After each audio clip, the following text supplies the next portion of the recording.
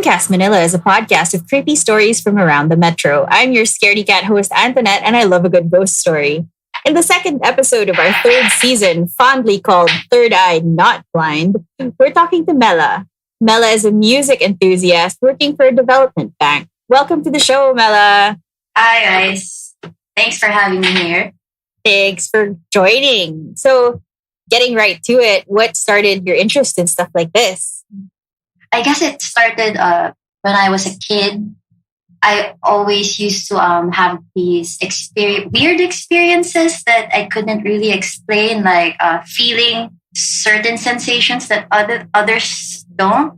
And I used to think that I was just having really lucid dreams, but they weren't dreams after all, I guess. And then from there, when you're growing up and then people just dismiss it as like Guni-guni. A figment of your imagination. So I slowly started to believe them that it's nothing.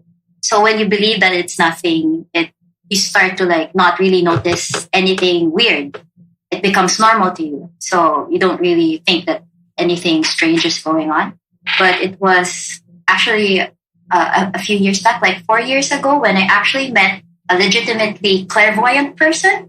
She was doing random readings for friends. Like she was telling like their futures and things like that.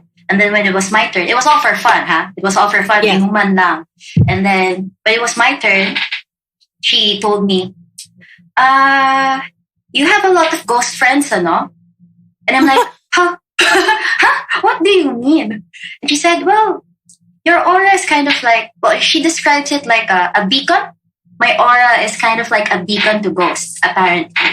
Okay. So she explained to me that she sees that my eye, she sees that I have a third eye, but it's not completely open. And maybe it's partly because I never entertained it. I guess part of like opening your third eye involves you believing in it and also like putting it into practice and things like that. So there. That's why I've had all those experiences when I was a child, is because I actually attract the ghosts to me because of my aura. She describes it as like something that's pretty shiny to them. That's how she described it. So they go to me, and apparently the dreams that I used to have, it's me talking to them. When I'm asleep, I talk to ghosts. That's what she told me. So I guess from that point on, that's when I started to become really like more aware, or like I tried to be more aware of what I experienced. And that's when all the weirder stuff started happening. Like more there. That's like, how it all started. Going back a bit though, what were some of the weird things that would have happened to you as a kid? I used to live in a really, really old house, similar to our friend Rose. It was like our ancestral home. So you know the feeling whenever you're walking up the stairs and you feel like someone's following you? Uh-huh. Well, when I was there growing up, I always felt someone following me around. Someone or something. And then there was a period of my childhood where I'd always get a dream about this old lady. You know, in movies, it's pretty accurate actually, like the old hags, like with the big gray hair and the black clothes. Well, there's that one lady who's always around me when I was a kid. And I thought it was just a figment of my imagination. And then the worst experience I guess I had with this lady was when I woke up in the middle of the night because I couldn't breathe. And then apparently when I opened my eyes, she was there choking me. Choking you? Choking me. And of course, I thrashed around, and then my mom, who was sleeping beside me at that time, woke up, and then she turned the lights on, and then she saw me like frozen to the spot and like gasping for air, but she didn't know what was wrong. And then, but she saw that you were awake. She saw that I was awake, struggling to breathe, and then when I don't know, suddenly the old lady disappeared. And then I went back to sleep. And then in the morning, people just dismissed it as a dream. You know what they say? Yung bangungot. Yeah. Binangungot ka, or something like that. So, but after that, that's probably one of the worst experiences that I had. And I used to see doppelgangers when I was a kid in that house particularly. Like, I would be sitting in the kitchen and I'd see my aunt or my brother walking past me, and then I'd say hello, but they wouldn't, acknowledge like my greeting, whatever, and I just dismiss it, and I start eating. And then from the completely different side of the room, the person that I saw walk past arrives. I was like, oh, didn't you just go out? She's like, did you just go out? And she's like, no, I came from the other room. What are you talking about? So I'd always see like those kinds of things. But just to explain, that same clairvoyant friend, because I told that same story to her because she prodded me about like, so what was it like growing up? Well, what were your experiences? So I explained to her about the old house. And then while I was describing it, I guess she could see, she connected with me, and then she could like see through my memories or like the feel of the house. And she's like, oh, it's because your house, what was your grandfather in the army or something? And I was like, oh yeah, he was. He was like a major or something like that. She said, well, they killed a lot of Japanese soldiers in your house. in the house? Land. On your land where your house is built, and they buried a lot of soldiers there. Oh, that's so great. I know, right? And I guess that kind of like, she said somehow, I don't know if you believe it, but she said our house became like a portal. So like it's an entry point for a lot of spirits in and out. That's why I would see all of those entities passing by, because it was just in that house. Going outside, I wouldn't really see anything. I wouldn't say that my third eye is that open, but it's just at that house where I would actually see actual things. So that's it. That's my childhood memories, mostly of just like all these weird experiences, seeing things, people following me, like that old lady just being wherever I was. She was crazy scary, the way she looked. But, it became so normal that I didn't mind her until the time she tried to like choke me. But when we left the house, the old lady didn't follow me, I guess. Because they the funny update on that house was when we left the house, so they demolished everything. But I guess like yung mga tricycle drivers, this person who owns like a ton of tricycles bought that land as like a garage. So we visited one time just to catch up and things like that. This was like more than a decade after. And then they would say, so nakakita nyo ba dati?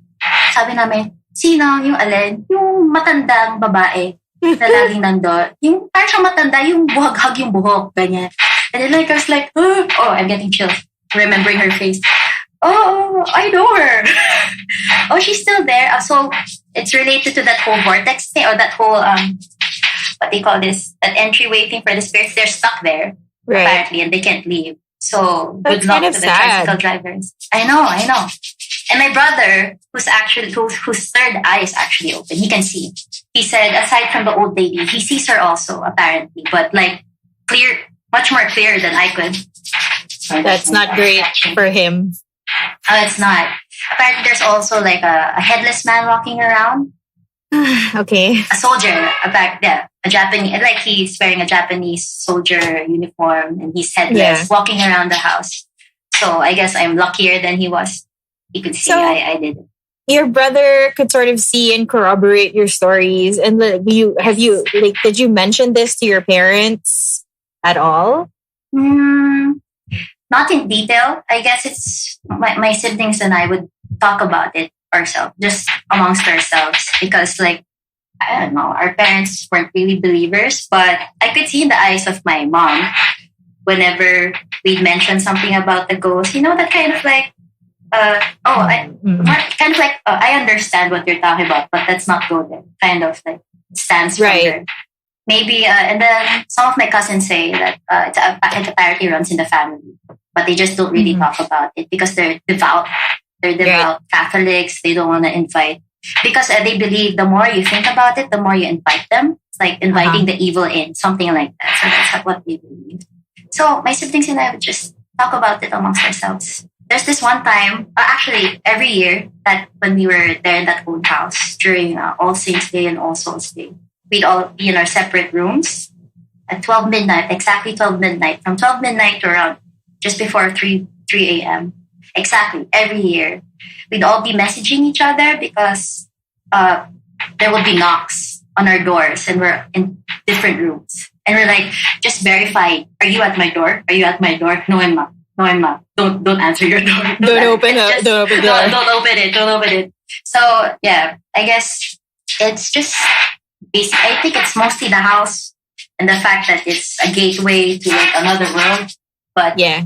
but I guess if you don't really sense things, you won't really experience all of that. But I guess if it runs in the family, then it makes it much worse for us being in that So- place and having this. Yeah. For sure. But this lady, you said that sometimes you see them in your dreams. So are you saying that for this lady, you wouldn't just see her in your dreams? You'd see her also while you were awake and like going around the house? I would see like a shadow because I couldn't really see. Unlike my brother, I didn't see anything clearly except in my dreams. And that one time when she tried to choke me. But there would always be this figure with like you could tell like it's a shadow of hair or something, or like someone bent over, hunched over, walking really slowly, like an old lady, like walking past me. I just know it's her in my dream because I could associate like, she looks familiar. It's the same feeling.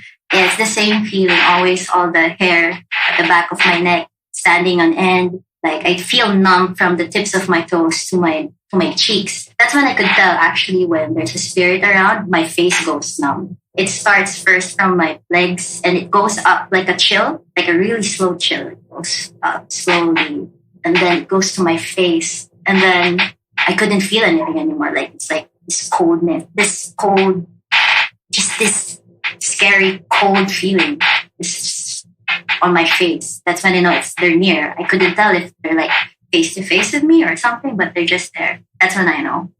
But you definitely like remember her face and how she looks like. Well, at least from the dreams.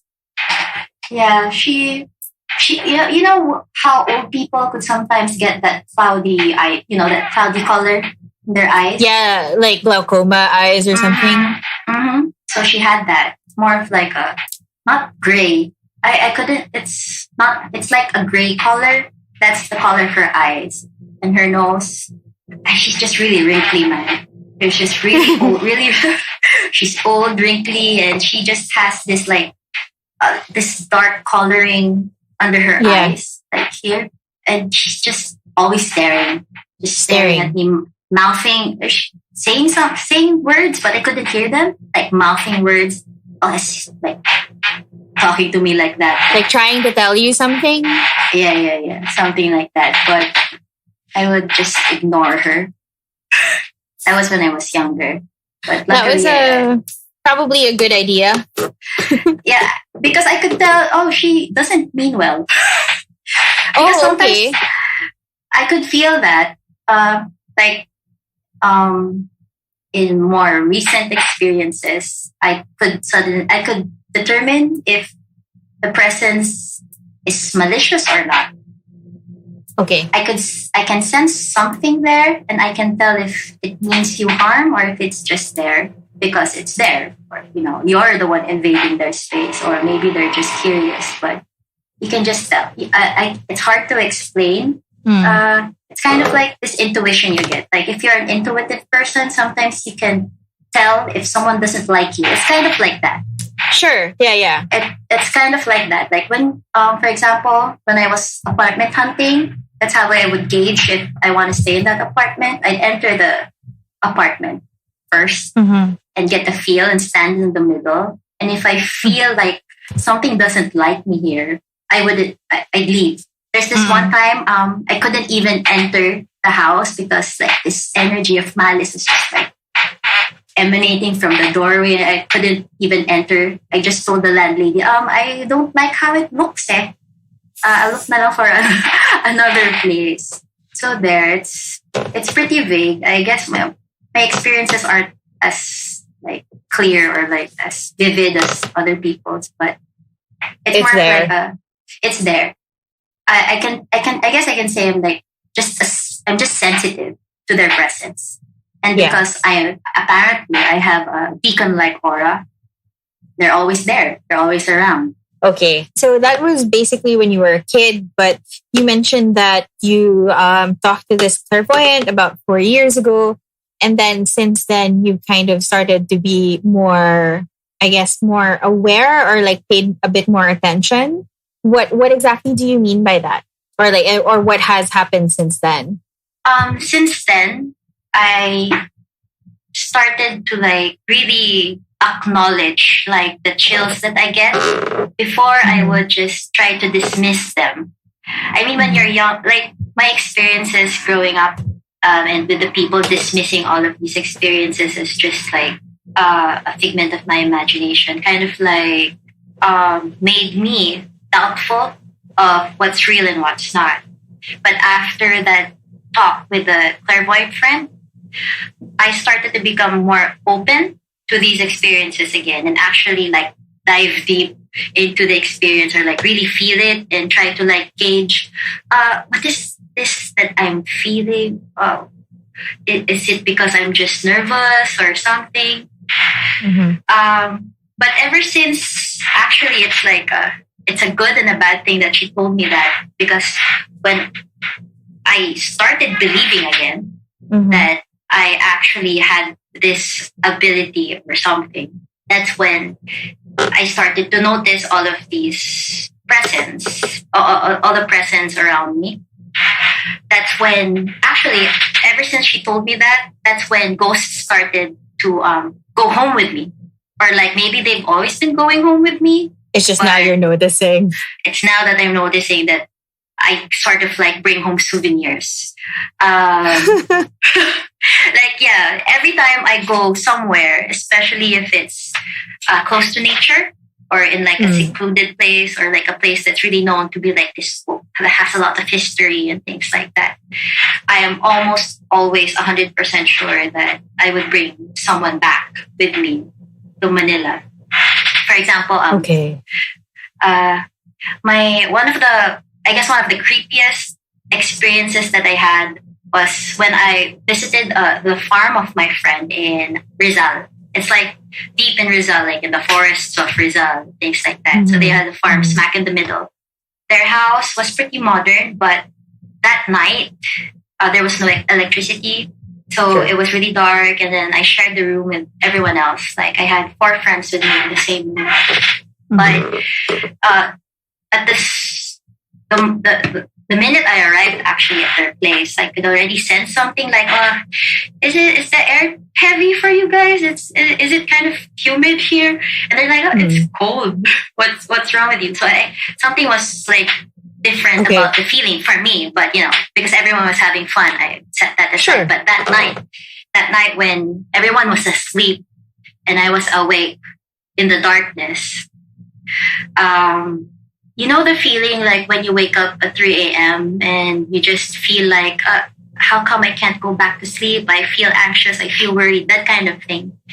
So it started pretty early, actually, at around 10 p.m. I remember because I checked my phone.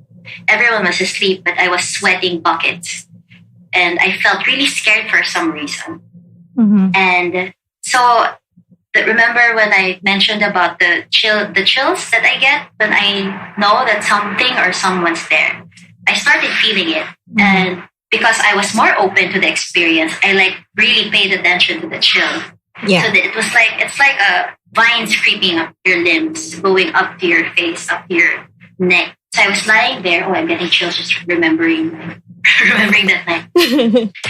I was lying there, and I remember not being able to breathe properly. Okay. And I know that someone or something else was there with us, but I started to get I started feeling panicky when I could feel it coming closer to me, to the point that I knew it was beside me, whoever or whatever it was. So I rolled to my side to face my friend who was sleeping, just to avoid it. And then there was like wind going up and down my nape. Like someone was breathing down my neck. So I was like, okay, Catholic school girl, education, what do you do? In times like these, you pray. So I was like, okay. So what did the nun say about warding off You pray the Apostles' Creed. Apparently, they said that it's one of the most powerful prayers when you're trying to ward off evil spirits. So, when you're a Catholic schoolgirl, you know your prayers by heart, right? But that night, I couldn't get past the first sentence. I kept repeating it. I start, and then my mind goes blank, like I couldn't remember the prayer. Like, the feeling like someone's blocking that memory of you trying to ward them off. So I remember like starting to cry quietly because I can't remember the prayer. What's going on? And then, so I sat up. I shook my body. It was like, it's just my imagination. And then I go back to sleep, and then I cross my, when you're lying down and then you cross your legs. Yeah. Parang naka-de-cuatro while you're lying down. So it's like, okay, maybe I should listen to music. So I put on my earphones and started listening to music, but the feeling's still there. I was like, someone's beside me, and there's no one beside me on my other side. And then suddenly something or someone slapped my knee. Like, so your knee? My knee. So I was like cross-legged like this. Yeah. And then I flew to my other side because someone pushed my leg. That's when I sat up. And then I woke the person beside me. I was like, hey, sorry, I remember. So I tried to like come up with an excuse to wake her up. And then that was really intense. Like it was like ice. Something really icy just like pushed my knee off of my leg. And then I remember not sleeping at all. So when dawn broke, finally what felt like forever, dawn broke, and then the heaviness started to dissipate slowly. And then I remember just trying to go through the day as normally as I could, but I was really scared. I couldn't explain what happened. Yeah. So on the way back to Manila, you know that movie, right? That Thai movie with the picture. With the camera. Okay. With the camera. The feeling like something was not biting me per se, but just there. Someone was like clinging on to me. Not physically, but like, I don't know, like energy-wise, it's stuck to me or something. But something or someone followed me home. And that night when I got home, that same feeling, the whole experience started again. So that happened for like 3 more nights. Like this presence just surrounding me each and every waking moment. Finally, the clairvoyant, sobra. And I could, hassle, because I couldn't even see. It was a blessing in disguise, but also I wish I could have seen what was going on. So suddenly I remembered, I have the number of that clairvoyant friend, right? So sabi ko, shucks, nakakahiya, hindi kami close. But I was so desperate.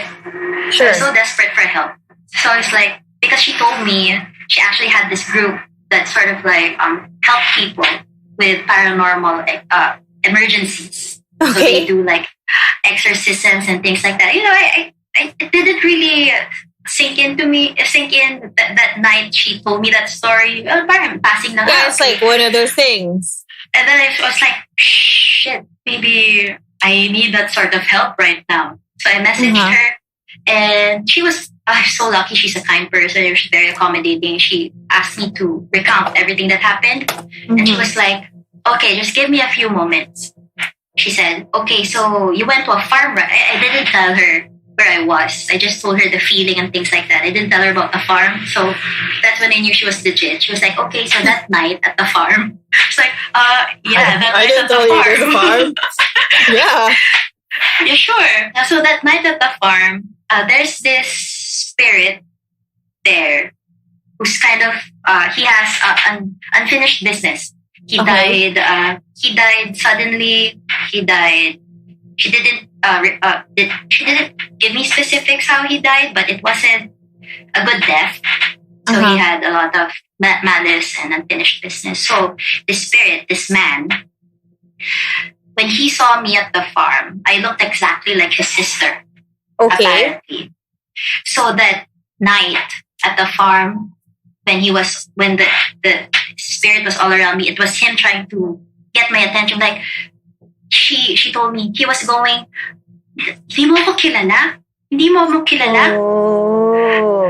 Kapatid mo ako, hindi mo ako kilala? And she said he was so desperate for you to acknowledge him and see him that he broke your barrier, energy barrier. She explained to me like all of us has this like barrier surrounding us, like sort of a force field. So normally ghosts can't touch you, right, physically, but his intent was so strong that when he was able to push my knee, trying to get my attention. So she said, it was so funny. She was so methodical about it. She was like, okay, first, what I'm going to do is I'm going to fix your barrier. And then after that, I'll help the spirit pass on. So he'll leave you alone because he's still there with you. He's crying in a corner because you don't recognize him. He's right there, she said. She was like, yeah, please help him move on. So this is like over the phone or something? Or this was over the phone. Yeah, this was over the phone. And throughout our conversation, that same feeling was there. But when finally she said, she came back to the phone, it was like, so we did our thing. So he's crossing over. That's what she said. And true enough, like that heaviness started to disappear. I was like, baka imagination ko lang, but okay, we'll find out later tonight. And true enough, it's gone. He was gone. I couldn't sense that feeling anymore. He wasn't around. So that's when she said, remember when I told you that you're a beacon? I was like, yeah. She said, take that seriously. She said, maybe bring salt with you whenever you come back from a trip or something, because salt apparently wards off spirits.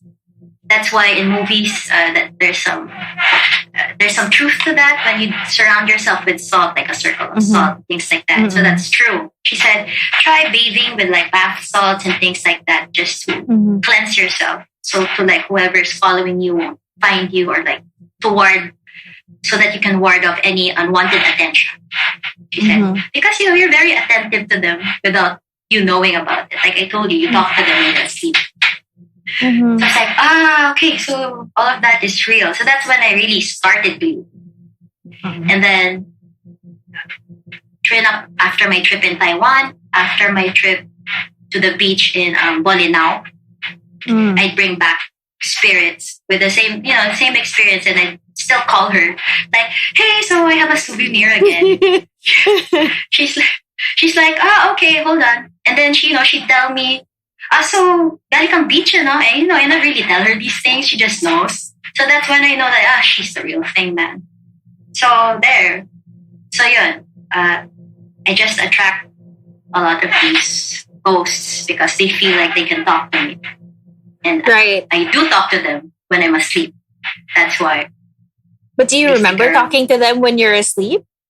No, but there would be times when I'd wake up really tired and have like bloody knuckles.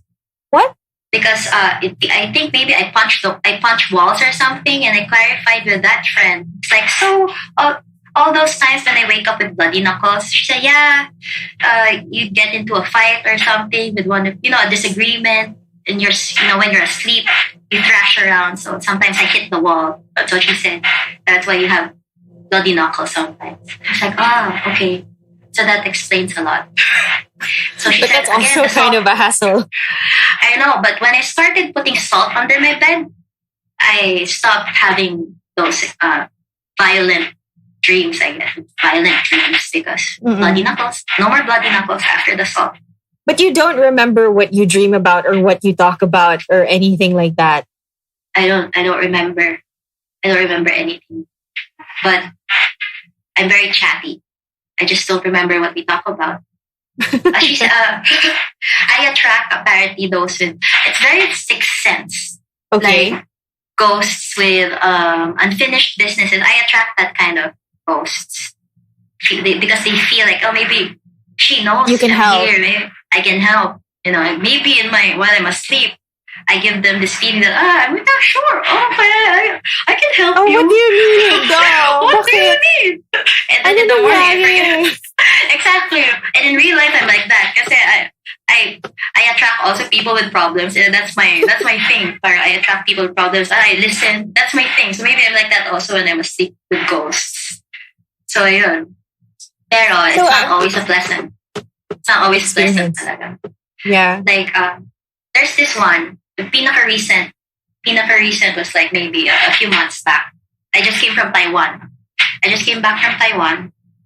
And this time, the feeling, although it's the same chills, the same heaviness, the same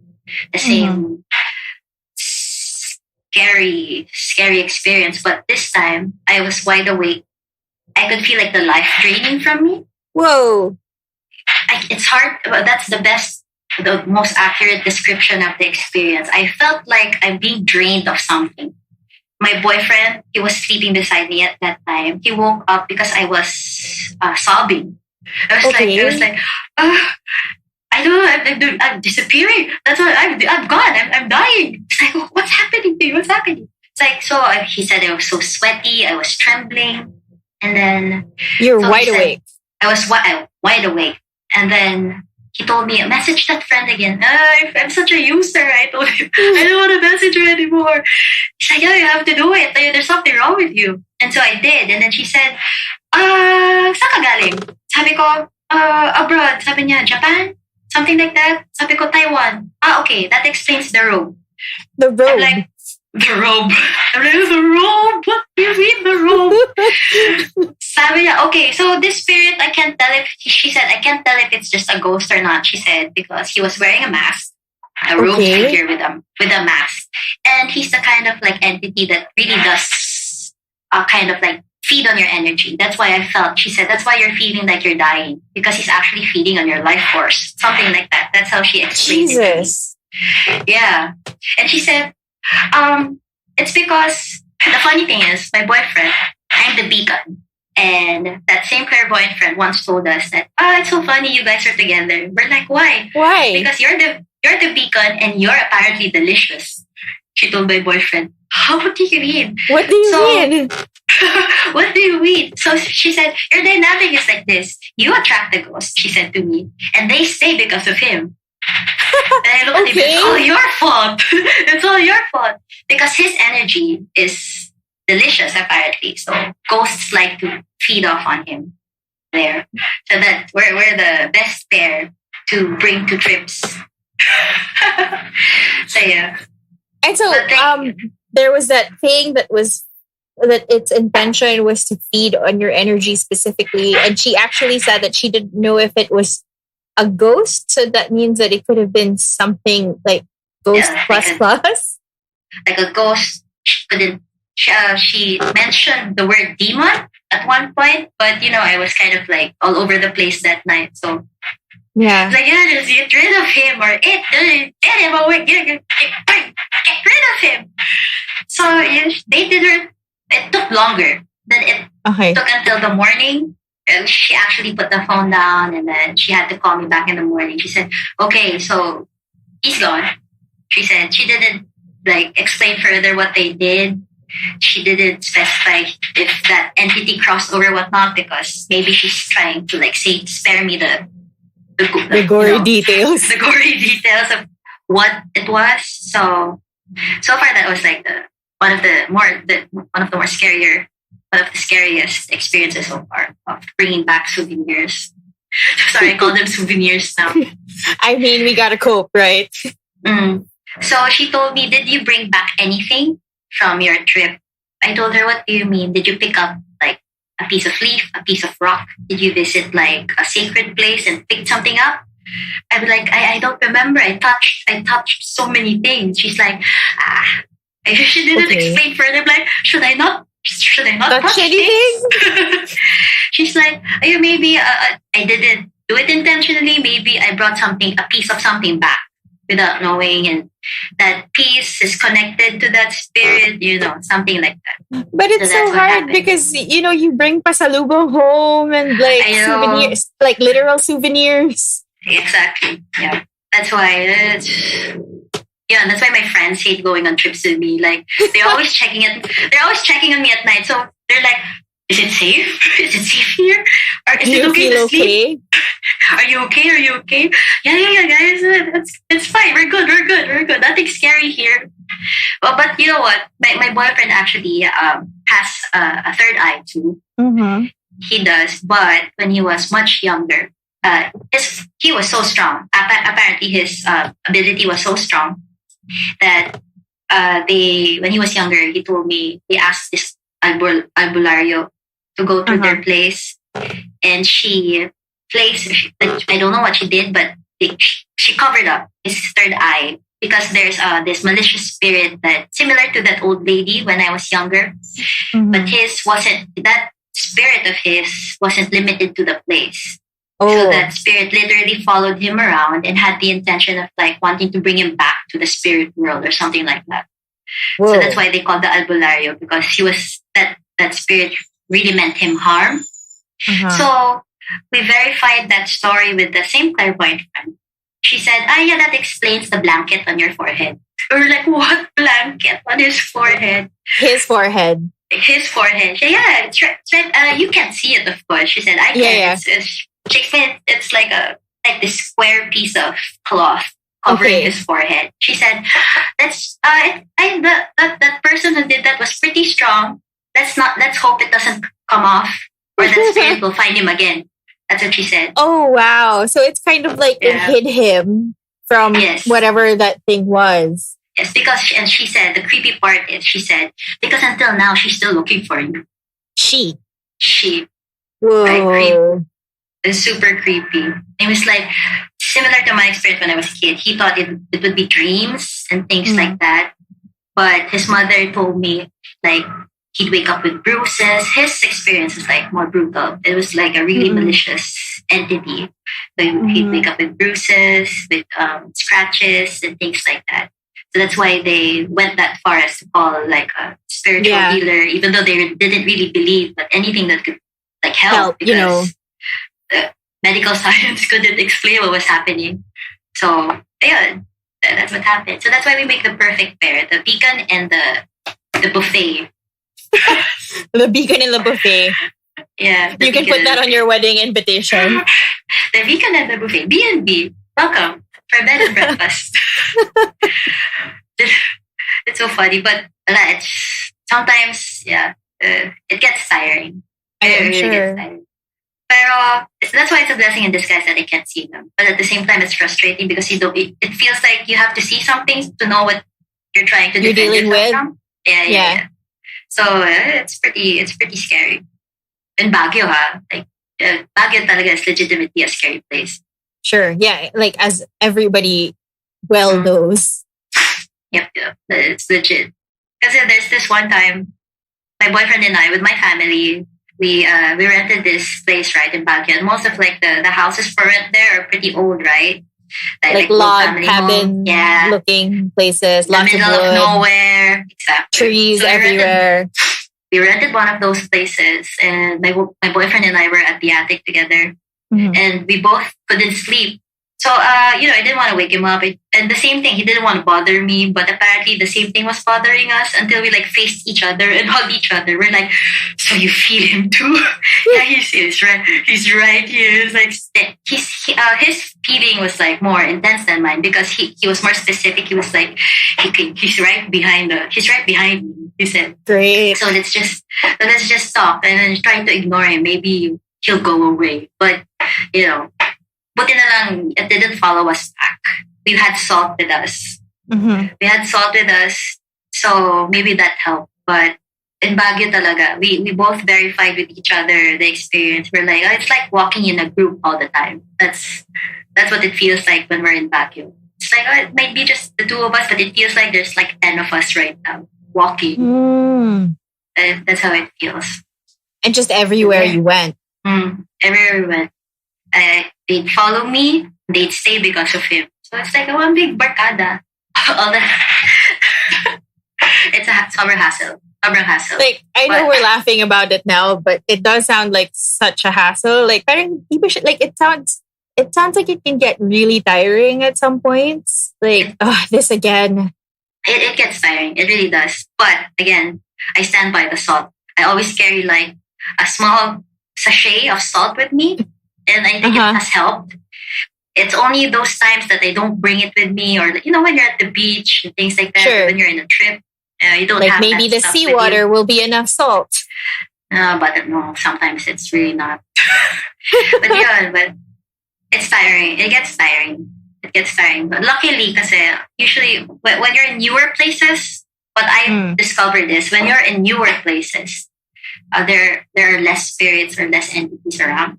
Because I guess like these sort of spirits are more, they're kind of grounded or like connected to a place that has history.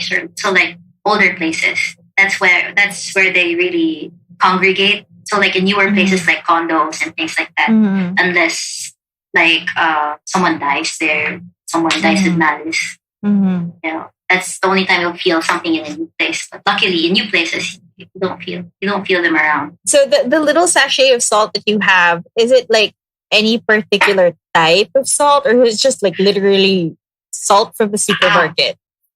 It has to be rock salt. Rock salt. It has to be rock salt. I don't know why, but the clairvoyant friend specifically told me it has to be rock salt. My bad. I should have actually clarified why it has to be rock salt, but maybe it's purer than the iodized version. I don't know. Could be that. Because less processing. Siguro. Less MSG. Exactly. So it has to be, I guess, the purer version of salt as much as possible. So salt. But yeah. And also, yeah, that's really interesting. Because I've had a guest on the show before, and she actually mentioned that the best type of salt is the pink Himalayan rock salt. Yes, that's true. That's true. It's the most effective one.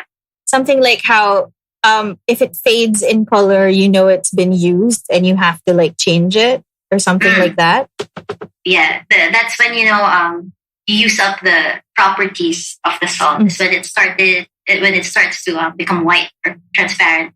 So yeah, that's why I guess that's what makes Himalayans. I guess I'm not an expert on it. Someone just told me also about it, but my gauge on the effectiveness of the Himalayan rock salt is because it has a color. It's easier for you to tell if you're using it up. Yeah. Yeah. So it's like it's more visual for you, so you're more aware of like how much of it you're using up. Right. So, you know if it's still effective, so you know when to replace it, makes you safer. I feel like I want to give you one of those lamp. Like salt lamps. It works. It works really the same way. People think that it's fake, but I used to think it's fake also. There are a lot of fake stuff, but you can actually legitimately buy like a real salt lamp because there are some that are plastic lang eh. You know, people that resell those stuff. But if you actually buy the real salt lamp, we have one. You know, it's effective if it shrinks. If the size of the lamp shrinks. So when we got ours for the first time, it was about this big. It's like bigger than my face. Now it's like about as big as my mouth.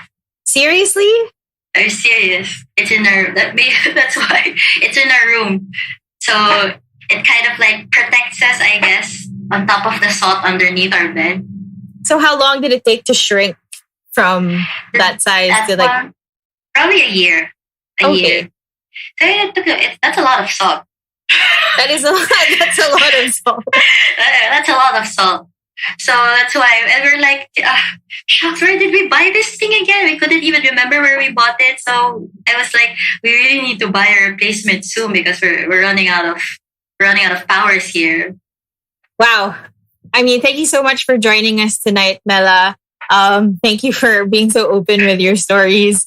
Hopefully, hopefully it helped someone out there who, maybe was thinking twice about buying that fancy, expensive looking salt lamp. It works, you guys. It works. This is not a paid advertisement. You find the real one, it works. Don't get the plastic ones. It's a good thing you have this podcast because a lot of people just dismiss all of these experiences as something like they dismiss it because people they'll always be skeptical about these experiences. So it helps to know that you're not alone, right? Yeah, and not a lot of people are blessed with clairvoyant friends like me. So lucky. Yeah, you're really lucky. Like you kind of like have someone to just like call in an emergency, Exactly. And I stopped calling her for a while because she requested me not to. She said because she was pregnant. Right. She said I have to protect my baby for a while. She said so I can't help you until I give birth. she said. Fair enough. Fair enough. Understandable. Buti na lang, all that salt helped. So far, I didn't need her help much. Yeah. That's so kind of her, though. Very kind. One of the best people. Really one of the best people. And like, I'm assuming she never asked you to like pay her or like... No, not at all. Never asked. I think it's like her vocation, I guess, to help out people because, you really can't get help for these kinds of things. And if you can help things, that's where she's coming from. So there are many different ways to do public service, you guys. Yes, exactly. Public service. So thank you so much again, Mela. Thank you. Have a good night. And this has been Grimcast Manila with your host, Antoinette. You can find more episodes on Spotify, iTunes, Google Podcasts, YouTube, and basically anywhere you get your podcasts. You can also find us on Facebook at facebook.com/Grimcast Manila. Grimcast Manila is a podcast of creepy stories from around the metro and is produced, recorded, and distributed by Big Baby Studios. Find out more about the other shows on Big Baby at itsabigbaby.com or facebook.com/Big Baby Studios. Have a good night, everyone.